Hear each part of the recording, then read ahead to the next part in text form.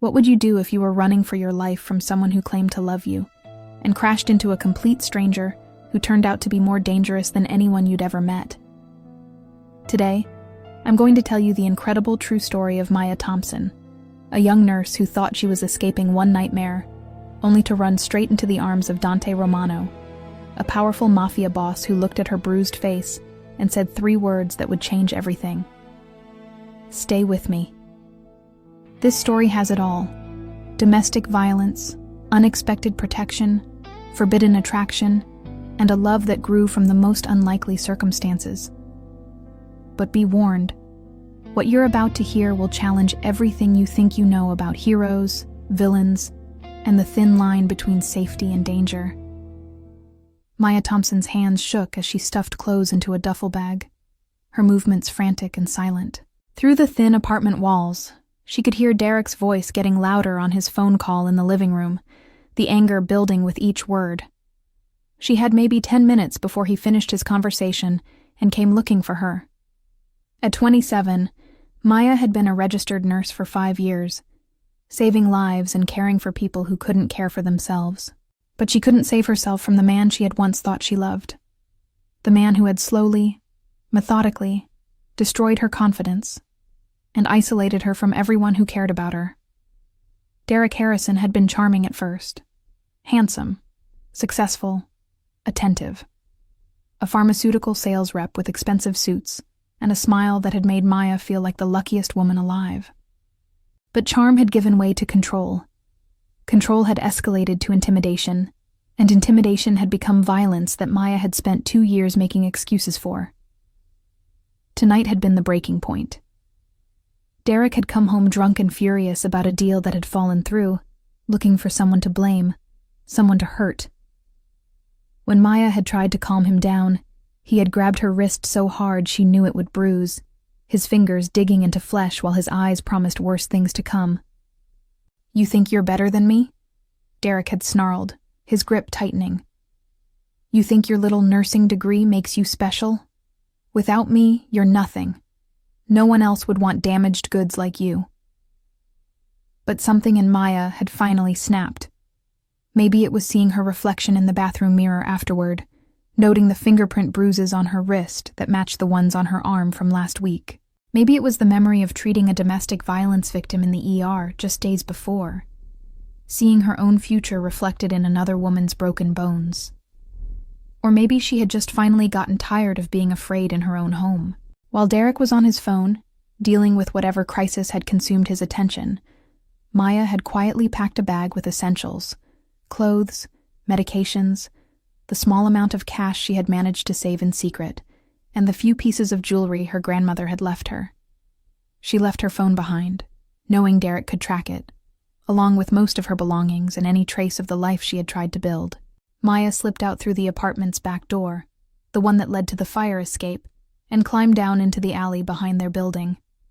It was past midnight, and the city streets were mostly empty, except for the occasional taxi and the people who owned the night, shift workers heading home, partygoers looking for their next destination, and others who preferred the cover of darkness. She had made it 3 blocks before she heard Derek shouting her name behind her.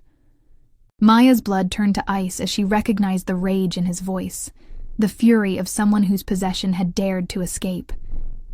She quickened her pace, her heart hammering against her ribs, the duffel bag weighing heavy on her shoulder.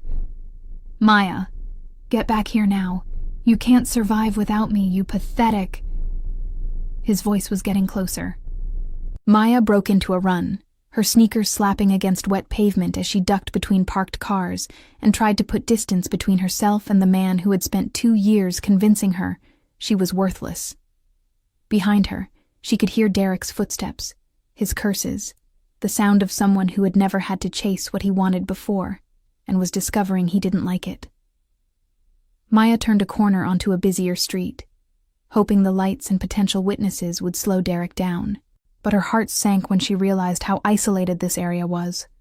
Mostly closed businesses, empty storefronts, the kind of urban wasteland that belonged to no one after dark. She was getting tired, her breath coming in sharp gasps, the duffel bag making it hard to run effectively. Derek was in better shape, and he was gaining on her. Maya could hear him getting closer, his voice a mixture of rage and false sweetness. "Come on, baby. Don't make this harder than it needs to be. You know you can't make it without me. Let's go home and talk about this." Maya knew exactly what his version of talking involved. She pushed herself harder, running toward the only lights she could see ahead, what looked like an expensive restaurant with luxury cars parked outside. That's when everything changed. Maya was looking over her shoulder, trying to gauge how much distance she had, when she collided with something solid and immovable. The impact sent her sprawling backward onto the sidewalk, her duffel bag spilling open and scattering her belongings across the wet concrete. "Madonna mia," a deep voice said in accented English. "Are you hurt?" Maya looked up to see a man crouching beside her, his face illuminated by the streetlight above.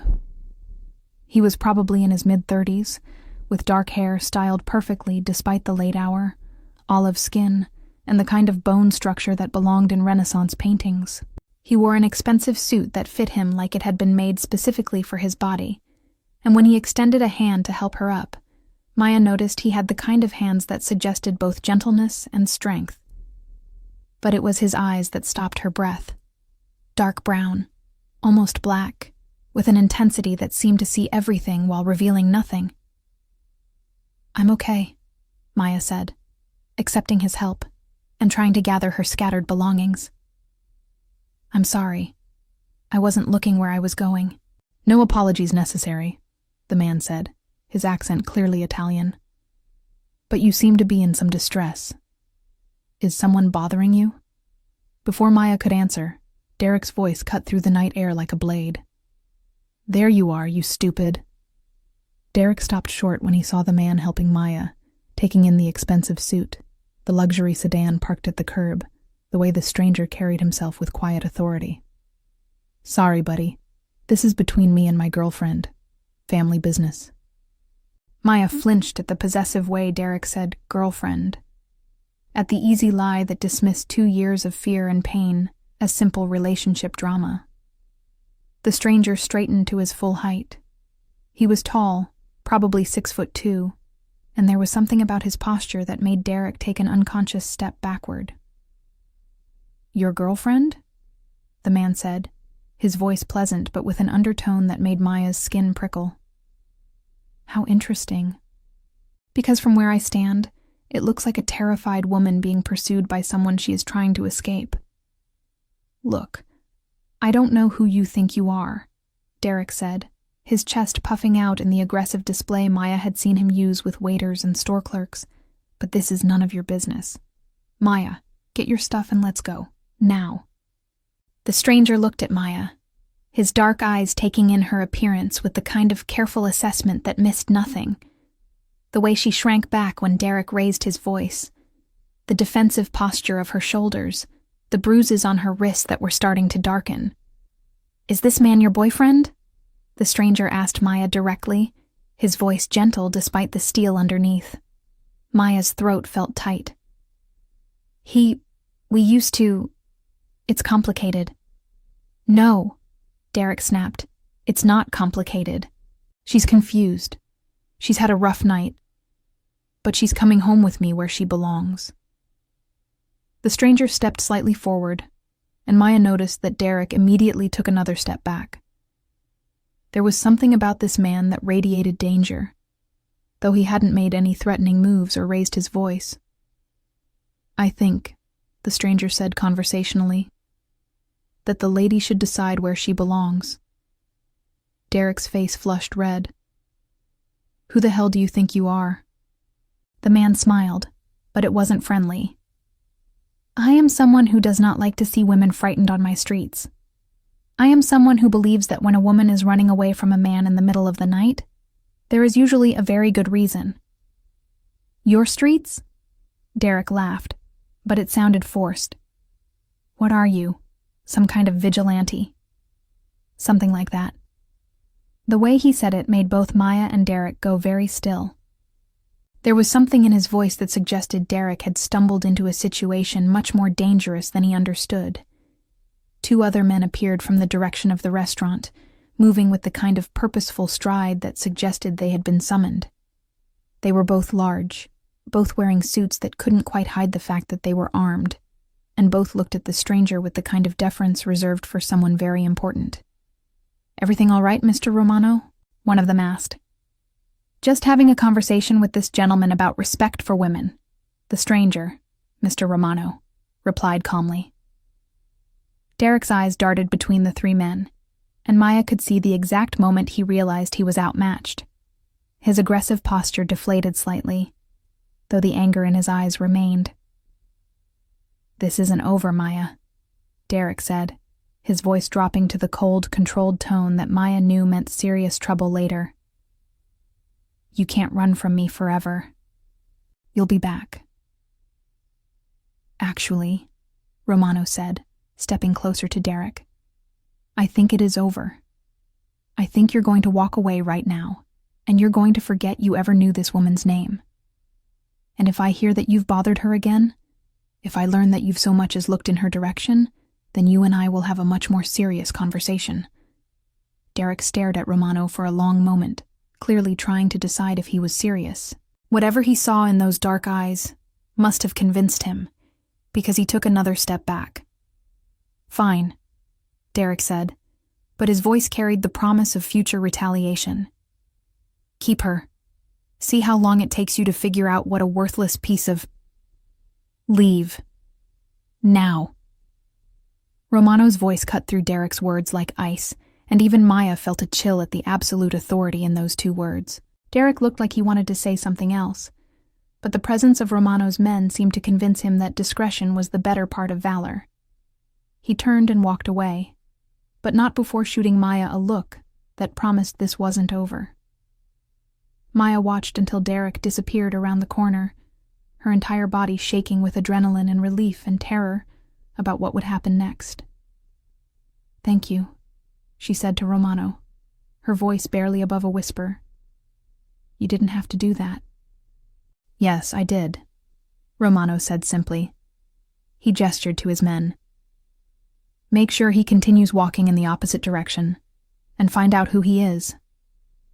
The two men nodded and melted away into the shadows, leaving Maya alone with her mysterious rescuer. She suddenly became aware that she was standing on a sidewalk in the middle of the night, with a man who commanded that kind of automatic obedience from armed associates. "I should go," Maya said, gathering up the last of her belongings. "Where will you go?"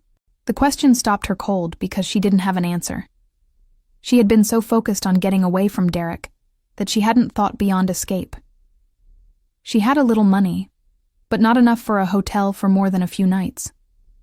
Her family lived on the other coast, and Derek had systematically destroyed her friendships over the past 2 years. She was alone in a city where her ex-boyfriend could find her, with no plan and nowhere safe to run. I'll figure something out," Maya said, though they both could hear the uncertainty in her voice. Romano studied her for a moment, his dark eyes taking in her torn clothes, her bruised wrist, the duffel bag that held everything she owned. "What is your name?" he asked. Maya Thompson." "Maya." The way he said her name, with that slight accent, made it sound beautiful instead of ordinary. "I am Dante Romano, and I think you should stay with me tonight." Maya's first instinct was to refuse.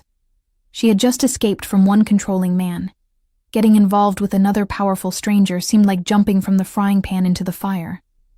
But she was exhausted, scared, and completely out of options. "I can't impose," Maya started. "It is not an imposition. It is an offer of protection to someone who needs it. You don't even know me. I know enough. I know you were brave enough to leave a dangerous situation. I know you have been hurt by someone who should have protected you. I know you have nowhere safe to go tonight." Dante's voice was gentle but firm. "Stay with me, Maya. At least for tonight. Let yourself be safe." The words broke something inside Maya that had been holding together through sheer willpower.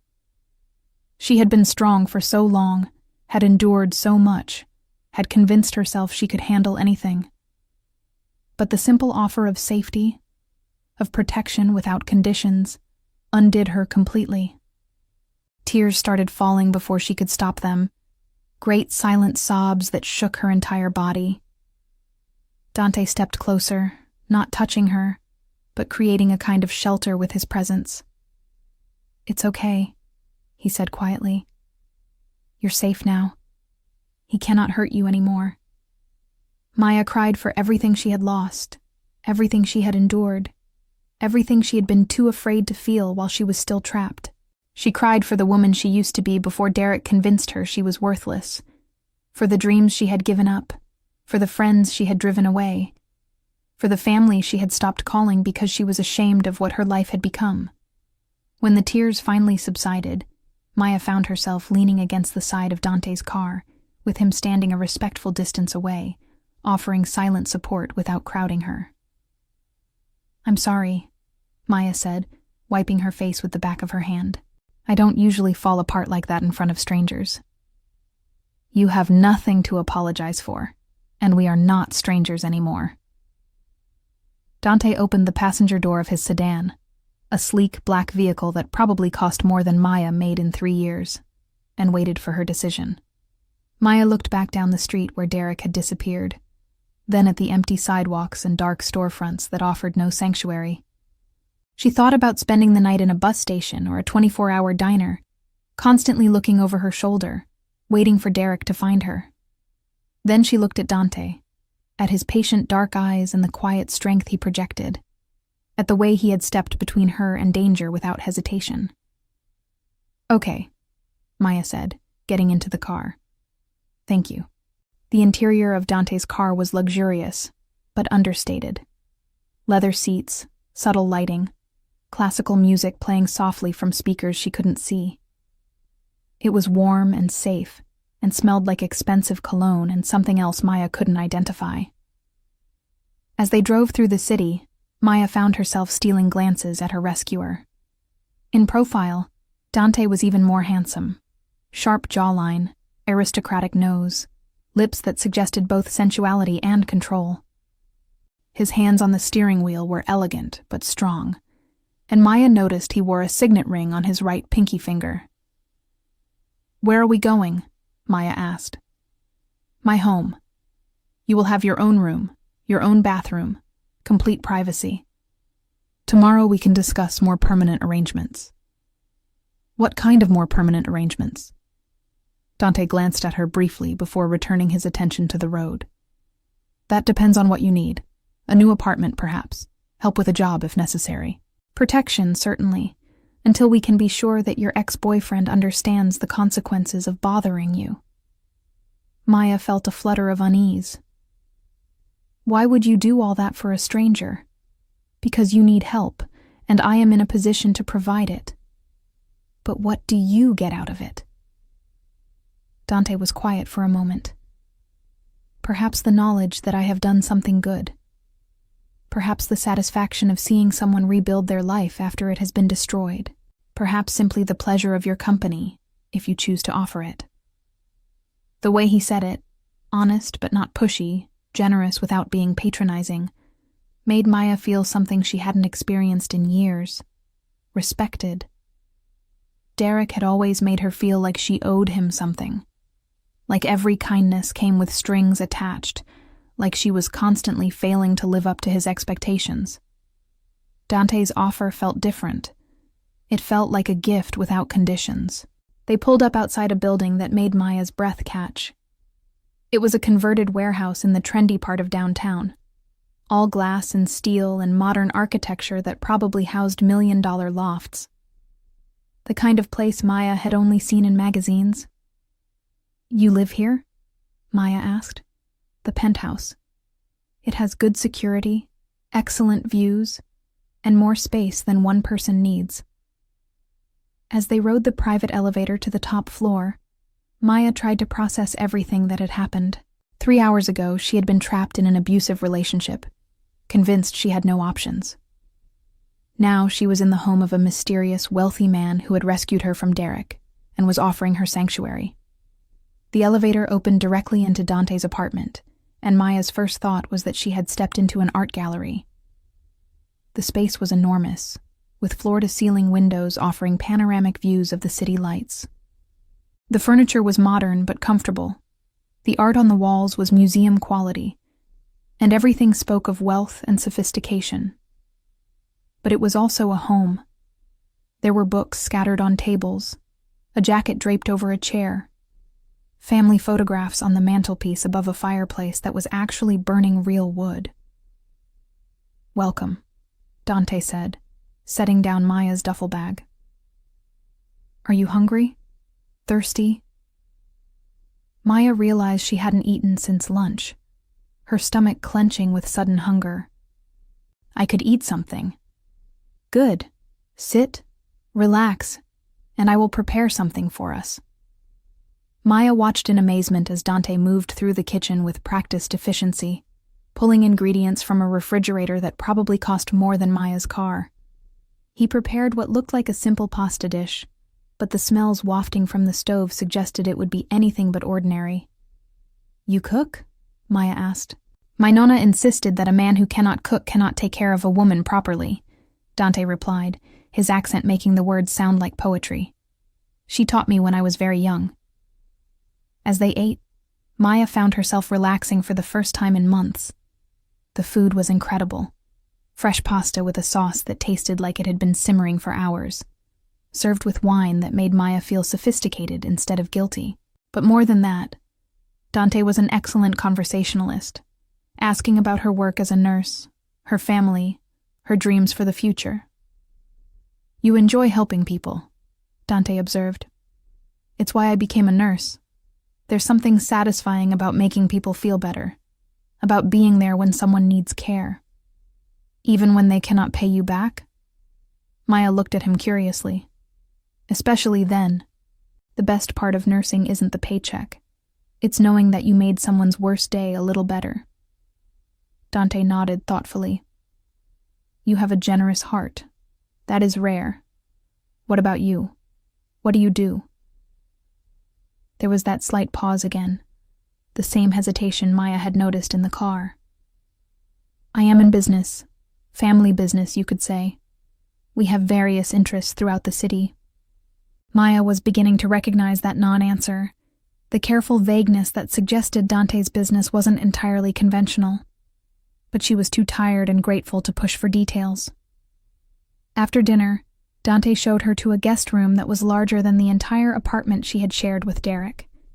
It had its own bathroom, a comfortable bed with Egyptian cotton sheets, and a view of the city that took her breath away. "There are clothes in the closet that should fit you," Dante said. "My assistant keeps a selection of various sizes for unexpected guests." Maya wondered what kind of life required keeping women's clothes in various sizes, but she was too exhausted to ask. "Thank you," she said, "for everything. I don't know how I can ever repay you." "You can sleep safely tonight," Dante said simply. "That is payment enough." After he left, Maya stood in the shower for a long time, letting hot water wash away the fear and dirt and desperation of the evening. She found pajamas that fit perfectly. Silk, expensive, the kind of thing she had never owned. The bed was incredibly comfortable, and for the first time in 2 years, Maya fell asleep without checking that the door was locked, without listening for footsteps in the hallway, without the constant low-level terror that had become the soundtrack of her life with Derek. She slept for 12 hours straight. Maya woke to the smell of coffee and something baking that made her mouth water. Sunlight streamed through floor-to-ceiling windows, and the city spread out below looked different in daylight, busier, more hopeful, full of possibilities instead of dangers. She found clothes laid out for her, jeans that fit perfectly, a soft sweater in a color that brought out her eyes, undergarments that were clearly expensive and exactly her size. Maya wondered again about Dante's life, about what kind of man had assistants who could guess a woman's measurements that accurately. In the kitchen, she found Dante at the stove, still wearing dress pants and a white shirt that looked like it had been tailored specifically for him. He turned when he heard her approach, and his smile was warm and genuine. Good morning, Bella. Did you sleep well? Better than I have in years, Maya admitted. What smells so incredible? Cornetti, Italian pastries. I thought you might enjoy something sweet with your coffee. As they ate breakfast, Maya found herself studying Dante more carefully in the daylight. He was even more handsome than she had realized, the kind of masculine beauty that belonged on magazine covers or movie screens. But there was also something else, something she was beginning to recognize from her years working in emergency rooms. It was the look of someone who had seen violence, who had made difficult decisions, who carried weights that others couldn't imagine. Dante, Maya said carefully, what exactly is your family business? Dante set down his coffee cup and studied her face. Why do you ask? Because last night, you made 2 armed men appear out of nowhere. Because Derek was terrified of you after about 30 seconds. Because you have the kind of money and influence that suggests you're not just running a normal company. Dante was quiet for a long moment. If I tell you the truth, you might want to leave. If you don't tell me the truth, I'll definitely want to leave. Dante smiled at that, but it didn't reach his eyes. My family has been in America for 4 generations. We came from Sicily, looking for opportunities that didn't exist in the old country. Over time, we built various businesses, some legitimate, some that operate in areas where the law is flexible. Maya felt her stomach clench. Are you telling me you're in the Mafia? I am telling you that my family provides services that exist in the spaces between legal and illegal. Protection for businesses that the police cannot or will not help. Resolution of disputes when the courts are too slow or corrupt to be effective. Loans for people who cannot get them from banks. Maya stared at him, trying to process this information. So you are in the Mafia. That word carries many assumptions, but if you need simple labels, then yes, I suppose I am what people would call a mafia boss. Maya felt the world tilt slightly. She had escaped from one dangerous man only to find sanctuary with someone potentially much more dangerous. I can see what you're thinking, Dante said quietly. You're wondering if you've traded one prison for another. Have I? No. You are free to leave whenever you choose. You are free to stay as long as you need. What happened between us last night? My protection, your sanctuary. It comes with no conditions except that you allow yourself to be safe. Maya looked around the luxurious apartment, at the man who had rescued her from Derek, at the breakfast he had prepared with his own hands. But you kill people. Sometimes. When they threaten people I protect. When they break agreements that keep neighborhoods peaceful. When they hurt innocent people, and the law cannot touch them. Dante's voice was matter-of-fact, without defensiveness or apology. I do not kill for pleasure or profit. I kill only when other solutions have failed, and lives depend on decisive action. Maya thought about Derek, about the escalating violence she had endured, about how many other women might be suffering similar abuse. She thought about the patients she had treated in the ER, victims of domestic violence, people hurt by those who preyed on the vulnerable, families destroyed by those who took what they wanted without consequence. The man last night, Maya said slowly. Derek, what will happen to him? That depends on him. If he accepts that you are no longer part of his life and moves on, then nothing will happen to him. If he tries to find you or hurt you, Dante shrugged. Then he will discover that some decisions have permanent consequences. Maya should have been horrified.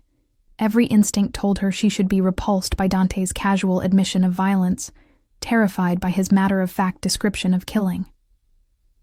But instead, she felt something unexpected, relief. For the first time in 2 years, someone was willing to protect her with absolute certainty, to ensure that Derek could never hurt her again. I should be more upset about this, Maya said. Why aren't you?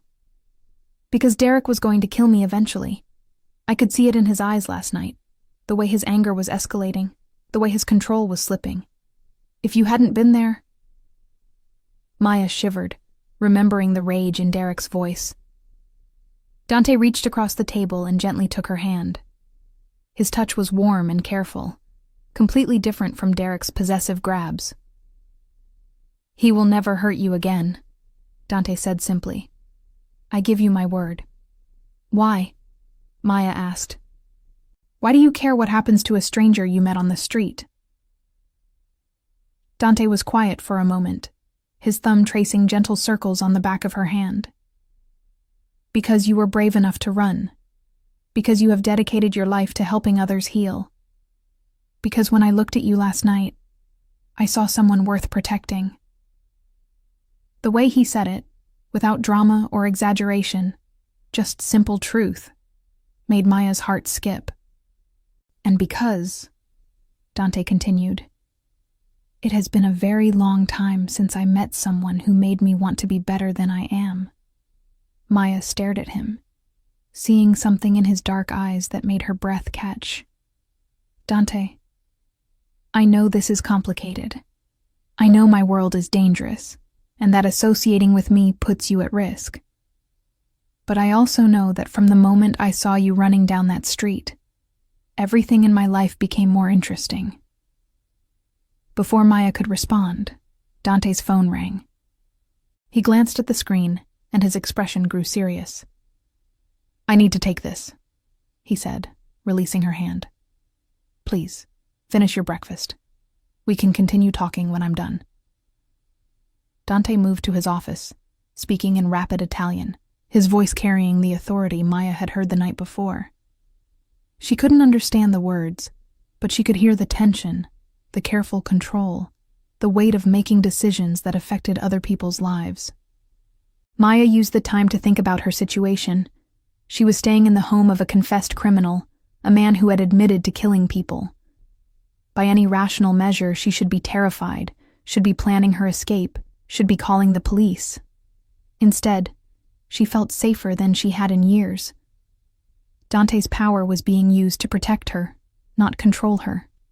His violence was directed at those who threatened innocent people, not at those who depended on him.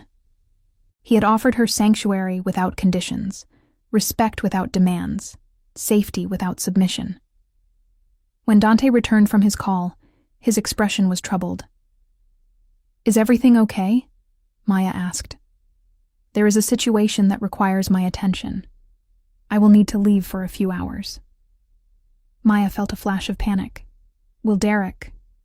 "Derek is not a problem.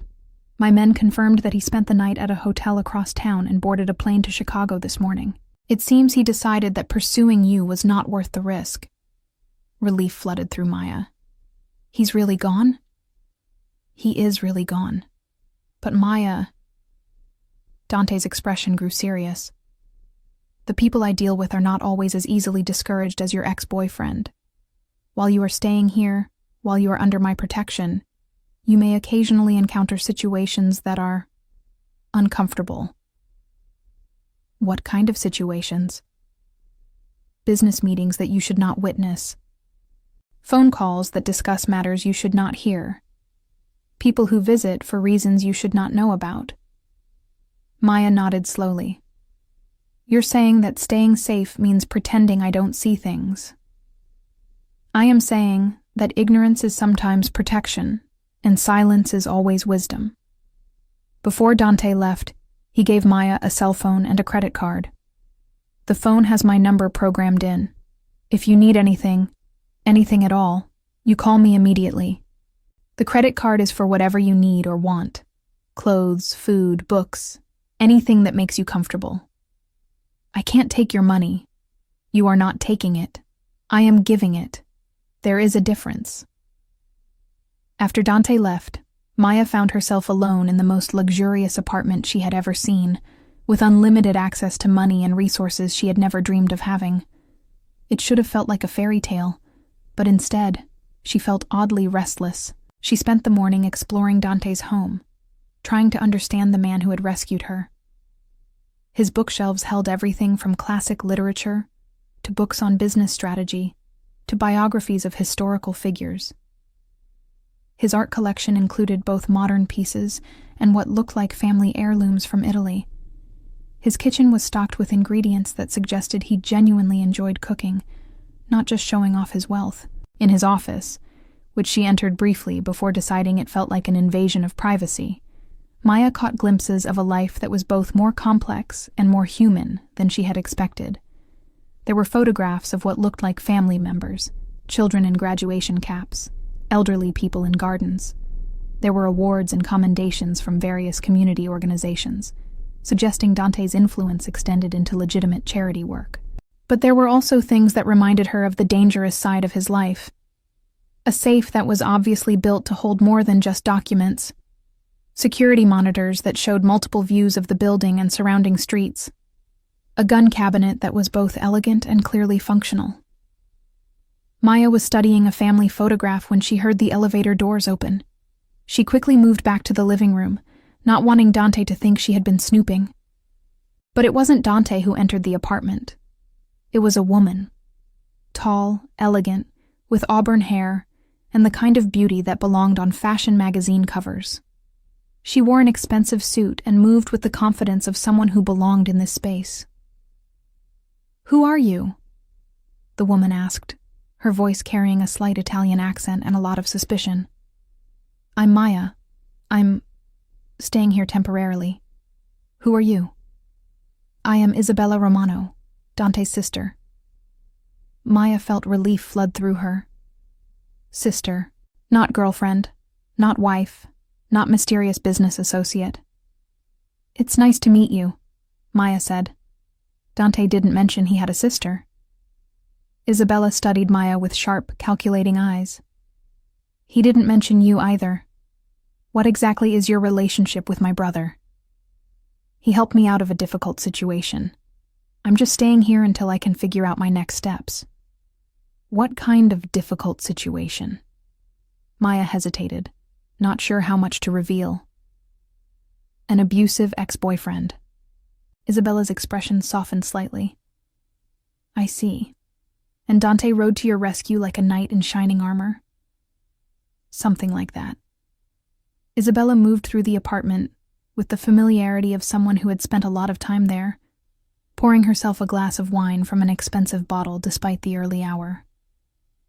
"My brother has always had a weakness for damsels in distress," Isabella said, settling onto the couch across from Maya. "It's both his greatest strength and his most dangerous vulnerability." "What do you mean?" "Dante sees himself as a protector, a man who uses his power to shield those who cannot protect themselves. It's an admirable trait, but it also makes him targets of people who would use his compassion against him." Maya felt a chill. "Are you saying I'm putting him in danger?" "I'm saying that in our world, caring about someone makes you vulnerable. People who want to hurt Dante will look for ways to reach him through the people he protects. Then maybe I should leave." Isabella studied Maya for a long moment. "Maybe you should. But Dante would never forgive me if I scared you away without giving you a chance to understand what you're choosing." "What am I choosing?" "A life that exists outside normal society. A relationship with a man who operates by rules that most people find incomprehensible. Safety that comes at the cost of moral simplicity." Isabella leaned forward, her voice growing more intense. "Dante is a good man who does terrible things for necessary reasons. He is loyal, honorable, and completely devoted to the people he loves. But he is also dangerous, powerful, and surrounded by violence that could touch anyone in his orbit." "Are you trying to warn me away from him?" "I am trying to make sure you understand what you're getting into before you get in too deep to escape." Before Maya could respond, they heard the elevator doors open again. This time it was Dante, and Maya could see immediately that something was wrong. His suit was disheveled.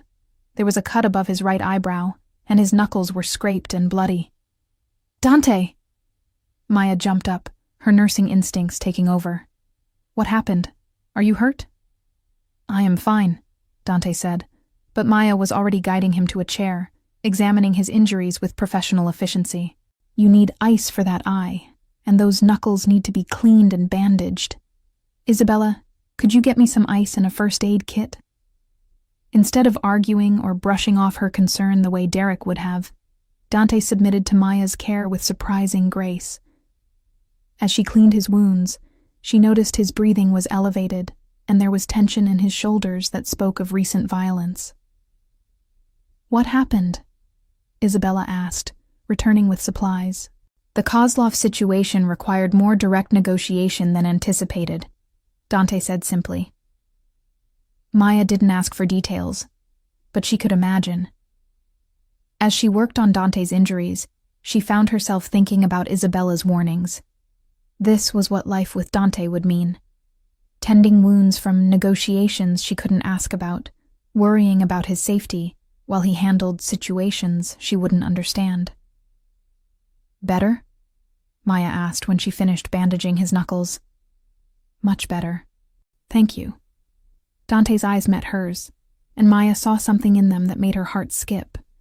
Gratitude, yes, but also something deeper, something that spoke of appreciation for being cared for by someone who asked no questions and made no judgments. "I should go," Isabella said, gathering her purse. "But Maya, think carefully about what I said." After Isabella left, Maya and Dante sat in comfortable silence for several minutes. "Your sister is very protective of you," Maya said finally. "Isabella has seen too many people hurt by association with our family. She worries." "Should I be worried?" Dante turned to face her fully. "Yes. Being close to me means accepting risks that most people never have to consider. It means living with secrets, dealing with danger, making moral compromises that your previous life never required. But it also means having the protection of someone who would die before letting harm come to you. It means having resources at your disposal that can solve problems others cannot handle. It means being part of a family that takes care of its own, no matter what." Maya thought about her life with Derek, about the constant fear, the isolation, the gradual erosion of her self-worth. Then she thought about the past 24 hours, the safety, the respect, the way Dante listened when she spoke and cared for her without trying to control her.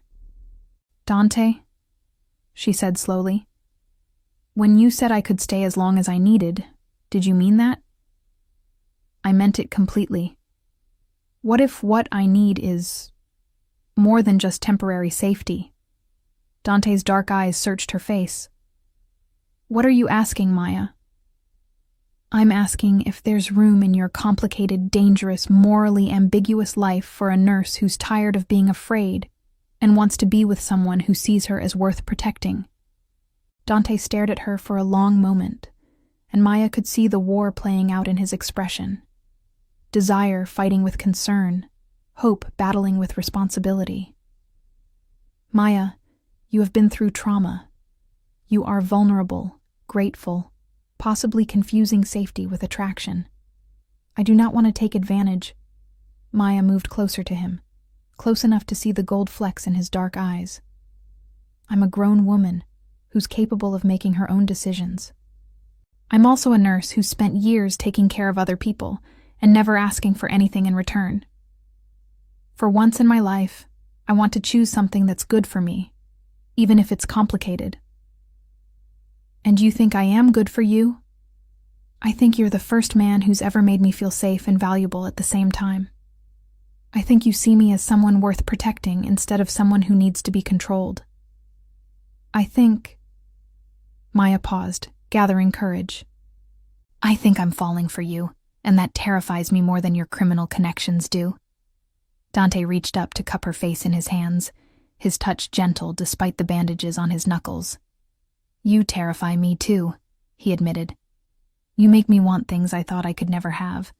A normal relationship, someone to come home to, someone who cares whether I get hurt during my negotiations." "We could figure it out together," Maya said. "I know it won't be easy, and I know there will be things about your life that I'll have to accept without understanding. But Dante, for the first time in years, I feel like I can breathe. I feel like someone sees me as more than just useful, or convenient, or expendable." Dante's thumbs traced gentle circles on her cheekbones, and Maya could see the exact moment when his control broke. "Stay with me," he said, echoing the words that had changed everything the night before. "Not just for tonight. Not just until you figure out your next move. Stay with me because you want to, because you choose this life, because you choose us." Maya's answer was to rise up on her toes and kiss him, pouring all of her gratitude and hope and growing love into the connection between them. Dante kissed her back with a passion that was both gentle and consuming, holding her like she was something precious he had thought was lost forever.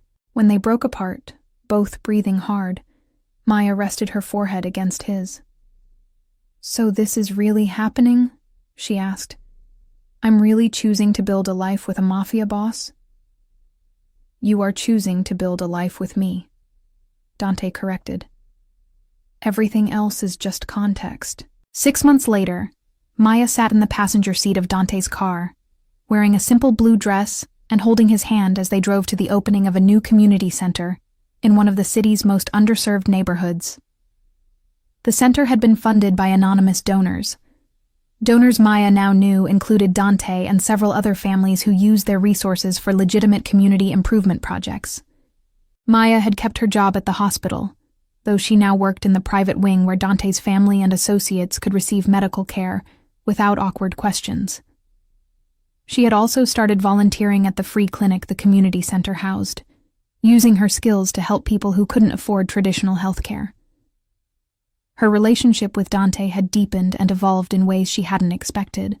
He was gentler than any man she had ever known, more attentive to her needs and dreams than anyone had ever been. But he was also exactly what he had told her he was, a man who made difficult decisions, who operated by rules most people would never understand, who carried the weight of protecting an entire community on his shoulders.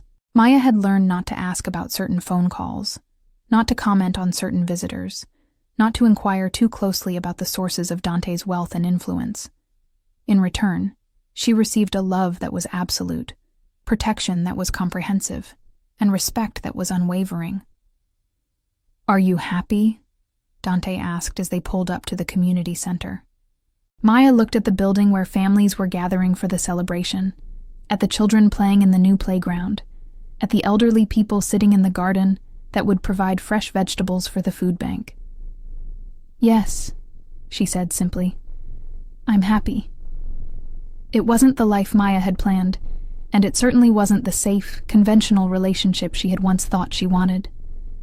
But it was a life built on mutual respect, genuine care, and the revolutionary idea that love could flourish even in the most unlikely circumstances. As they walked into the community center, Dante's hand warm and protective in hers, Maya thought about the night she had run into him while fleeing from Derek. She had been looking for escape, and had found something much more valuable, a place where she belonged, a partner who valued her strength, and a love that made her feel brave enough to face whatever challenges lay ahead. That's the story of Maya Thompson, the nurse who ran into a stranger to escape her abusive ex, and discovered that sometimes the most dangerous choice is also the most rewarding.